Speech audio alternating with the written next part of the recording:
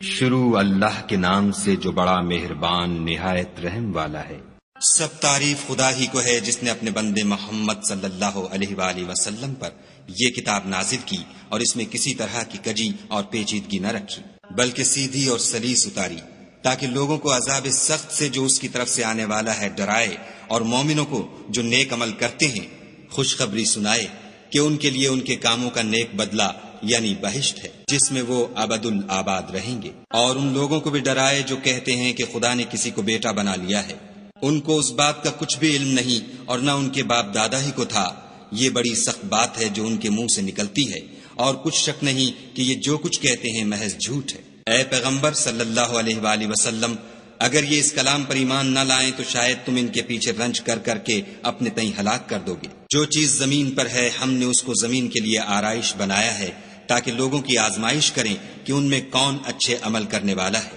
اور جو چیز زمین پر ہے ہم اس کو نابود کر کے بنجر میدان کر دیں گے۔ کیا تم خیال کرتے ہو کہ غار اور لوح والے ہماری نشانیوں میں سے عجیب تھے؟ جب وہ جوان غار میں جا رہے تو کہنے لگے کہ اے ہمارے پروردگار، ہم پر اپنے ہاں سے رحمت نازل فرما اور ہمارے کام میں درستی کے سامان مہیا کر۔ تو ہم نے غار میں کئی سال تک ان کے کانوں پر نیند کا پردہ ڈالے یعنی ان کو سلائے رکھا، پھر ان کو جگہ اٹھایا تاکہ معلوم کریں کہ جتنی مدت وہ غار میں رہے دونوں جماعتوں میں سے اس کی مقدار کس کو خوب یاد ہے۔ ہم ان کے حالات تم سے صحیح صحیح بیان کرتے ہیں۔ وہ کئی جوان تھے جو اپنے پروردگار پر ایمان لائے تھے، اور ہم نے ان کو اور زیادہ ہدایت دی تھی، اور ان کے دلوں کو مربوط یعنی مضبوط کر دیا۔ جب وہ اٹھ کھڑے ہوئے تو کہنے لگے کہ ہمارا پروردگار آسمانوں اور زمین کا مالک ہے، ہم اس کے سوا کسی کو معبود سمجھ کر نہ پکاریں گے۔ اگر ایسا کیا تو اس وقت ہم نے بعید از عقل بات کہی، ان ہماری قوم کے لوگوں نے اس کے سوا اور معبود بنا رکھے ہیں۔ بھلا یہ ان کے خدا ہونے پر کوئی کھلی دلیل کیوں نہیں لاتے؟ تو اس سے زیادہ کون ظالم ہے جو خدا پر جھوٹ افطرا کرے؟ اور جب تم نے ان مشرکوں سے اور جن کو یہ خدا کے سوا عبادت کرتے ہیں ان سے کنارہ کر لیا ہے تو غار میں چل رہو، تمہارا پروردگار تمہارے لیے اپنی رحمت وسیع کر دے گا اور تمہارے کاموں میں آسانی کے سامان مہیا کرے گا۔ اور جب سورج نکلے تو تم دیکھو کہ دھوپ ان کے غار سے داہنی طرف سمٹ جائے، اور جب غروب ہو تو ان سے بائیں طرف کترا جائے، اور وہ اس کے میدان میں تھے۔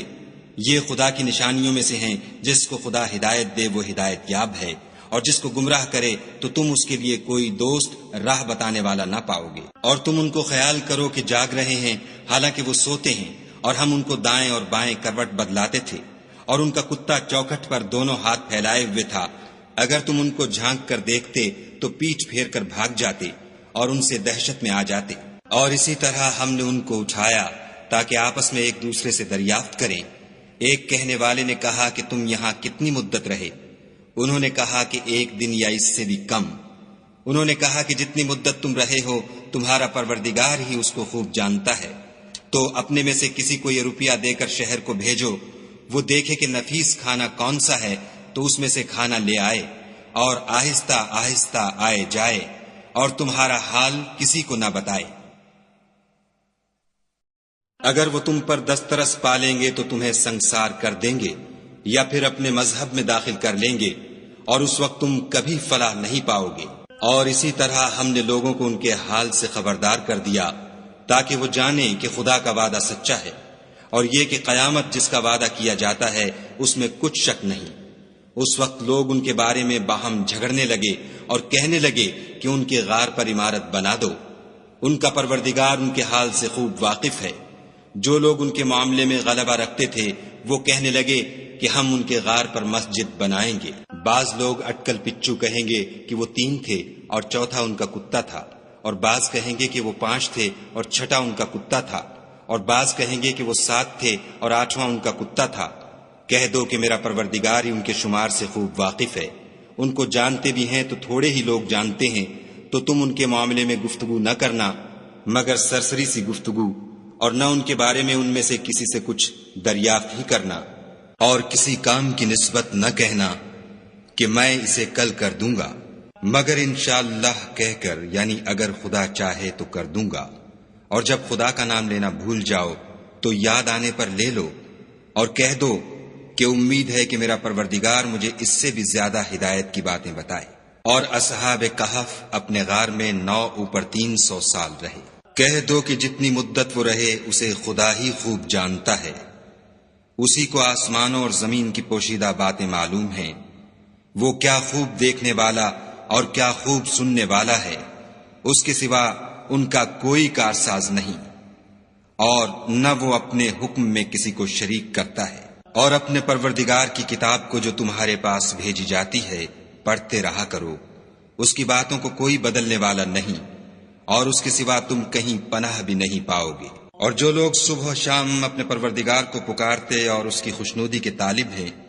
ان کے ساتھ صبر کرتے رہو، اور تمہاری نگاہیں ان میں سے گزر کر اور طرف نہ دوڑیں کہ تم آرائش زندگانی دنیا کے خواستگار ہو جاؤ۔ اور جس شخص کے دل کو ہم نے اپنی یاد سے غافل کر دیا ہے اور وہ اپنی خواہش کی پیروی کرتا ہے اور اس کا کام حد سے بڑھ گیا ہے، اس کا کہا نہ ماننا، اور کہہ دو کہ لوگو یہ قرآن تمہارے پروردگار کی طرف سے برحق ہے، تو جو چاہے ایمان لائے اور جو چاہے کافر رہے۔ ہم نے ظالموں کے لیے دوزخ کی آگ تیار کر رکھی ہے جس کی قناتیں ان کو گھیر رہی ہوں گی، اور اگر فریاد کریں گے تو ایسے کھولتے ہوئے پانی سے ان کی داد رسی کی جائے گی جو پگھلے ہوئے تانبے کی طرح گرم ہوگا، اور جو منہوں کو بھون ڈالے گا ان کے پینے کا پانی بھی برا اور آرام گاہ بھی بری۔ اور جو ایمان لائے اور کام بھی نیک کرتے رہے تو ہم نیک کام کرنے والوں کا اجر ضائع نہیں کرتے۔ ایسے لوگوں کے لیے ہمیشہ رہنے کے باغ ہیں جن میں ان کے محلوں کے نیچے نہریں بہ رہی ہیں، ان کو وہاں سونے کے کنگن پہنائے جائیں گے، اور وہ باریک دیبا اور اطلس کے سبز کپڑے پہنا کریں گے، اور تختوں پر تکیے لگا کر بیٹھا کریں گے۔ کیا خوب بدلہ اور کیا خوب آرام گاہ ہے۔ اور ان سے دو شخصوں کا حال بیان کرو جن میں سے ایک کو ہم نے انگور کے 2 باغ عنایت کیے تھے اور ان کے گردا گرد کھجوروں کے درخت لگا دیے تھے اور ان کے درمیان کھیتی پیدا کر دی تھی۔ دونوں باغ کثرت سے پھل لاتے اور اس کی پیداوار میں کسی طرح کی کمی نہ ہوتی، اور دونوں میں ہم نے ایک نہر بھی جاری کر رکھی تھی، اور اس طرح اس شخص کو ان کی پیداوار ملتی رہتی تھی۔ تو ایک دن جب کہ وہ اپنے دوست سے باتیں کر رہا تھا، کہنے لگا کہ میں تم سے مال و دولت میں بھی زیادہ ہوں اور جتھے اور جماعت کے لحاظ سے بھی زیادہ عزت والا ہوں، اور ایسی شیخیوں سے اپنے حق میں ظلم کرتا ہوا اپنے باغ میں داخل ہوا۔ کہنے لگا کہ میں نہیں خیال کرتا کہ یہ باغ کبھی تباہ ہو، اور نہ خیال کرتا ہوں کہ قیامت برپا ہو، اور اگر میں اپنے پروردگار کی طرف لوٹایا بھی جاؤں تو وہاں ضرور اس سے اچھی جگہ پاؤں گا۔ تو اس کا دوست جو اس سے گفتگو کر رہا تھا کہنے لگا کہ کیا تم اس خدا سے کفر کرتے ہو جس نے تم کو مٹی سے پیدا کیا، پھر نطفے سے، پھر تمہیں پورا مرد بنایا؟ مگر میں تو یہ کہتا ہوں کہ خدا ہی میرا پروردگار ہے، اور میں اپنے پروردگار کے ساتھ کسی کو شریک نہیں کرتا۔ اور بھلا جب تم اپنے باغ میں داخل ہوئے تو تم نے ماشاء اللہ لا قوت الا باللہ کیوں نہ کہا؟ اگر تم مجھے مال و اولاد میں اپنے سے کم تر دیکھتے ہو تو عجب نہیں کہ میرا پروردگار مجھے تمہارے باغ سے بہتر عطا فرمائے، اور اس تمہارے باغ پر آسمان سے آفت بھیج دے تو وہ صاف میدان ہو جائے، یا اس کی نہر کا پانی گہرا ہو جائے تو پھر تم اسے نہ لا سکو، اور اس کے میووں کو عذاب نے آ گھیرا اور وہ اپنی چھتریوں پر گر کر رہ گیا، تو جو مال اس نے اس پر خرچ کیا تھا اس پر حسرت سے ہاتھ ملنے لگا اور کہنے لگا کہ کاش میں اپنے پروردگار کے ساتھ کسی کو شریک نہ بناتا۔ اس وقت خدا کے سوا کوئی جماعت اس کی مددگار نہ ہوئی اور نہ وہ بدلہ لے سکا۔ یہاں سے ثابت ہوا کہ حکومت سب خدائے برحق کی ہے، اسی کا صلہ بہتر اور اسی کا بدلہ اچھا ہے۔ اور ان سے دنیا کی زندگی کی مثال بھی بیان کر دو، وہ ایسی ہے جیسے پانی جسے ہم نے آسمان سے برسایا تو اس کے ساتھ زمین کی رویدگی مل گئی، پھر وہ چورا چورا ہو گئی کہ ہوائیں اسے اڑاتی پھرتی ہیں، اور خدا تو ہر چیز پر قدرت رکھتا ہے۔ مال اور بیٹے تو دنیا کی زندگی کی رونق و زینت ہیں، اور نیکیاں جو باقی رہنے والی ہیں وہ ثواب کے لحاظ سے تمہارے پروردگار کے ہاں بہت اچھی اور امید کے لحاظ سے بہت بہتر ہیں۔ اور جس دن ہم پہاڑوں کو چلائیں گے اور تم زمین کو صاف میدان دیکھو گے اور ان لوگوں کو ہم جمع کر لیں گے تو ان میں سے کسی کو بھی نہیں چھوڑیں گے، اور سب تمہارے پروردگار کے سامنے صف باندھ کر لائے جائیں گے۔ تو ہم ان سے کہیں گے کہ جس طرح ہم نے تم کو پہلی بار پیدا کیا تھا اسی طرح آج تم ہمارے سامنے آئے، لیکن تم نے تو یہ خیال کر رکھا تھا کہ ہم نے تمہارے لیے قیامت کا کوئی وقت مقرر ہی نہیں کیا، اور عملوں کی کتاب کھول کر رکھی جائے گی تو تم گناہگاروں کو دیکھو گے کہ جو کچھ اس میں لکھا ہوگا اس سے ڈر رہے ہوں گے، اور کہیں گے ہائے شامت، یہ کیسی کتاب ہے کہ نہ چھوٹی بات کو چھوڑتی ہے نہ بڑی کو، کوئی بات بھی نہیں مگر اسے لکھ رکھا ہے، اور جو عمل کیے ہوں گے سب کو حاضر پائیں گے، اور تمہارا پروردگار کسی پر ظلم نہیں کرے گا۔ اور جب ہم نے فرشتوں کو حکم دیا کہ آدم کو سجدہ کرو تو سب نے سجدہ کیا مگر ابلیس نے نہ کیا، وہ جنات میں سے تھا تو اپنے پروردگار کے حکم سے باہر ہو گیا۔ کیا تم اس کو اور اس کی اولاد کو میرے سوا دوست بناتے ہو، حالانکہ وہ تمہارے دشمن ہیں، اور شیطان کی دوستی ظالموں کے لیے خدا کی دوستی کا برا بدل ہے۔ میں نے ان کو نہ تو آسمانوں اور زمین کے پیدا کرنے کے وقت بلایا تھا اور نہ خود ان کے پیدا کرنے کے وقت، اور میں ایسا نہ تھا کہ گمراہ کرنے والوں کو مددگار بناتا۔ اور جس دن خدا فرمائے گا کہ اب میرے شریکوں کو جن کی نسبت تم گمان الوہیت رکھتے تھے بلاؤ، تو وہ ان کو بلائیں گے مگر وہ ان کو کچھ جواب نہ دیں گے، اور ہم ان کے بیچ میں ایک ہلاکت کی جگہ بنا دیں گے۔ اور گناہ گار لوگ دوزخ کو دیکھیں گے تو یقین کر لیں گے کہ وہ اس میں پڑنے والے ہیں،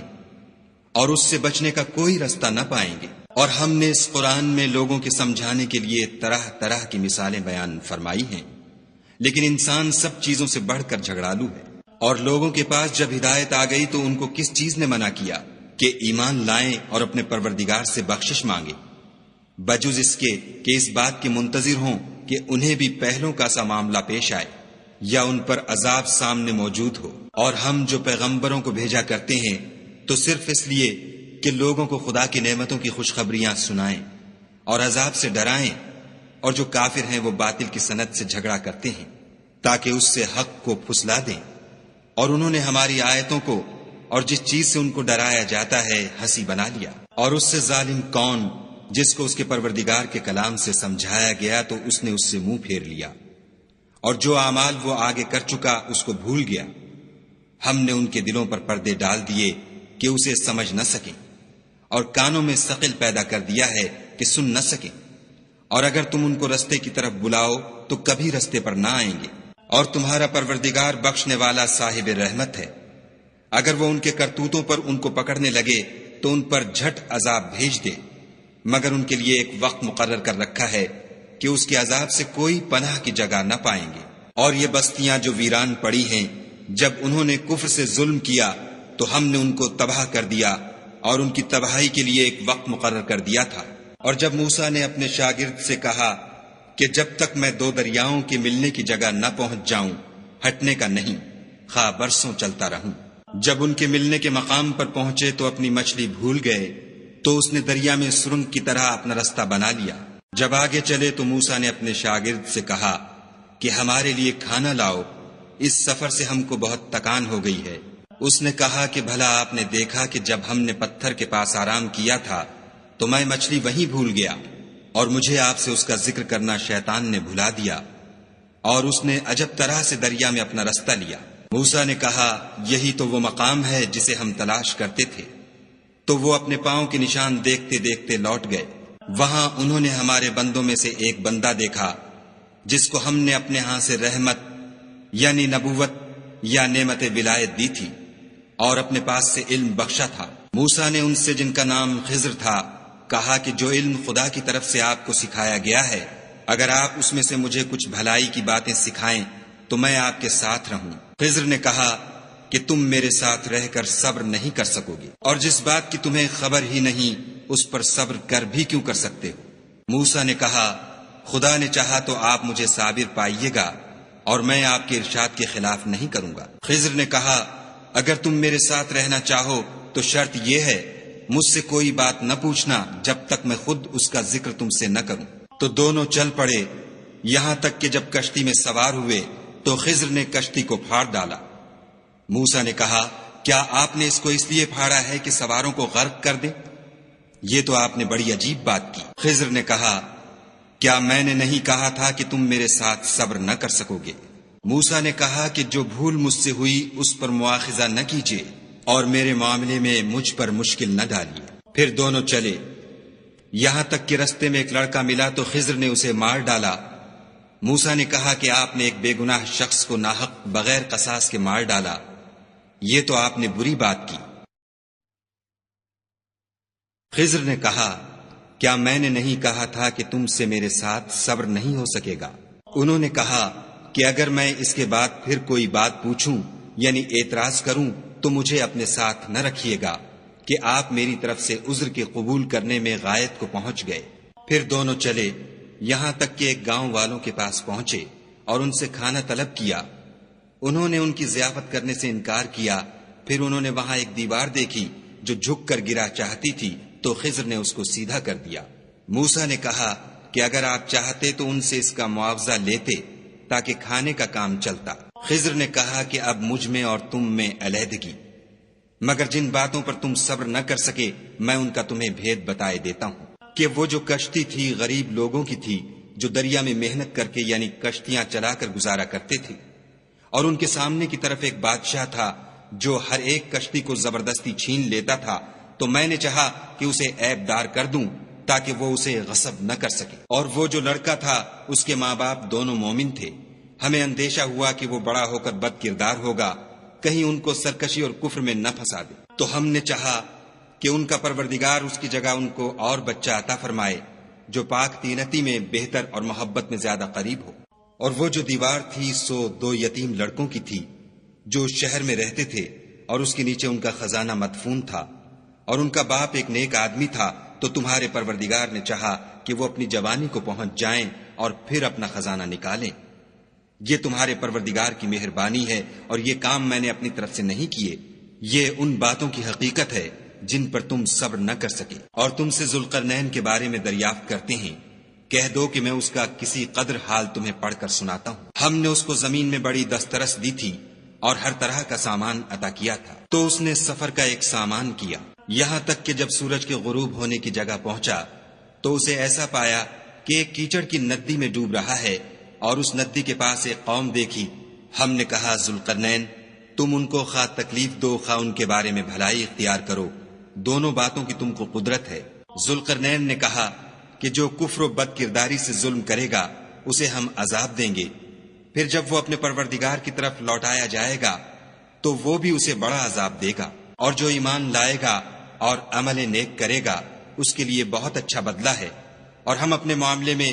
اس پر کسی طرح کی سختی نہیں کریں گے بلکہ اس سے نرم بات کہیں گے۔ پھر اس نے ایک اور سامان سفر کا کیا، یہاں تک کہ سورج کے طلوع ہونے کے مقام پر پہنچا تو دیکھا کہ وہ ایسے لوگوں پر طلوع کرتا ہے جن کے لیے ہم نے سورج کے اس طرف کوئی اوٹ نہیں بنائی تھی۔ حقیقت الحال یوں تھی اور جو کچھ اس کے پاس تھا ہم کو سب کی خبر تھی۔ پھر اس نے ایک اور سامان کیا، یہاں تک کہ 2 دیواروں کے درمیان پہنچا تو دیکھا کہ ان کے اس طرف کچھ لوگ ہیں کہ بات کو سمجھ نہیں سکتے۔ ان لوگوں نے کہا کہ ذوالقرنین یاجوج اور ماجوج زمین میں فساد کرتے رہتے ہیں، بھلا ہم آپ کے لیے خرچ کا انتظام کر دیں کہ آپ ہمارے اور ان کے درمیان ایک دیوار کھینچ دیں۔ ذوالقرنین نے کہا کہ خرچ کا جو مقدور خدا نے مجھے بخشا ہے وہ بہت اچھا ہے، تم مجھے قوت بازو سے مدد دو، میں تمہارے اور ان کے درمیان ایک مضبوط اوٹ بنا دوں گا۔ تو تم لوہے کے بڑے بڑے تختے لاؤ۔ چنانچہ کام جاری کر دیا گیا، یہاں تک کہ جب اس نے دونوں پہاڑوں کے درمیان کا حصہ برابر کر دیا اور کہا کہ اب اسے دھونکو، یہاں تک کہ جب اس کو دھونک دھونک کر آگ کر دیا تو کہا کہ اب میرے پاس تانبا لاؤ کہ اس پر پگھلا کر ڈال دوں۔ پھر ان میں یہ قدرت نہ رہی کہ اس پر چڑھ سکیں اور نہ یہ طاقت رہی کہ اس میں نقب لگا سکیں۔ بولا کہ یہ میرے پروردگار کی مہربانی ہے، جب میرے پروردگار کا وعدہ آ پہنچے گا تو اس کو ڈھا کر ہموار کر دے گا، اور میرے پروردگار کا وعدہ سچا ہے۔ اس روز ہم ان کو چھوڑ دیں گے کہ روئے زمین پر پھیل کر ایک دوسرے میں گھس جائیں گے، اور سور پھونکا جائے گا تو ہم سب کو جمع کر لیں گے، اور اس روز جہنم کو کافروں کے سامنے لائیں گے جن کی آنکھیں میری یاد سے پردے میں تھیں اور وہ سننے کی طاقت نہیں رکھتے تھے۔ کیا کافر یہ خیال کرتے ہیں کہ وہ ہمارے بندوں کو ہمارے سوا اپنا کارساز بنائیں گے؟ تو ہم خفا نہیں ہوں گے، ہم نے ایسے کافروں کے لیے جہنم کی مہمانی تیار کر رکھی ہے۔ کہہ دو کہ ہم تمہیں بتائیں جو عملوں کے لحاظ سے بڑے نقصان میں ہیں، وہ لوگ جن کی صحیح دنیا کی زندگی میں برباد ہو گئی اور وہ یہ سمجھے ہوئے ہیں کہ اچھے کام کر رہے ہیں۔ یہ وہ لوگ ہیں جنہوں نے اپنے پروردگار کی آیتوں اور اس کے سامنے جانے سے انکار کیا تو ان کے اعمال ضائع ہو گئے، اور ہم قیامت کے دن ان کے لیے کچھ بھی وزن قائم نہیں کریں گے۔ یہ ان کی سزا ہے یعنی جہنم، اس لیے کہ انہوں نے کفر کیا اور ہماری آیتوں اور ہمارے پیغمبروں کی ہنسی اڑائی۔ جو لوگ ایمان لائے اور عمل نیک کیے ان کے لیے بہشت کے باغ مہمانی ہوں گے، ہمیشہ ان میں رہیں گے اور وہاں سے مکان بدلنا نہ چاہیں گے۔ کہہ دو کہ اگر سمندر میرے پروردگار کی باتوں کے لکھنے کے لیے سیاہی ہو تو قبل اس کے کہ میرے پروردگار کی باتیں تمام ہوں سمندر ختم ہو جائے، اگرچہ ہم ویسا ہی اور اس کی مدد کو لائیں۔ کہہ دو کہ میں تمہاری طرح کا ایک بشر ہوں، البتہ میری طرف وہی آتی ہے کہ تمہارا معبود وہی ایک معبود ہے۔ تو جو شخص اپنے پروردگار سے ملنے کی امید رکھے چاہیے کہ عمل نیک کرے اور اپنے پروردگار کی عبادت میں کسی کو شریک نہ بنائے۔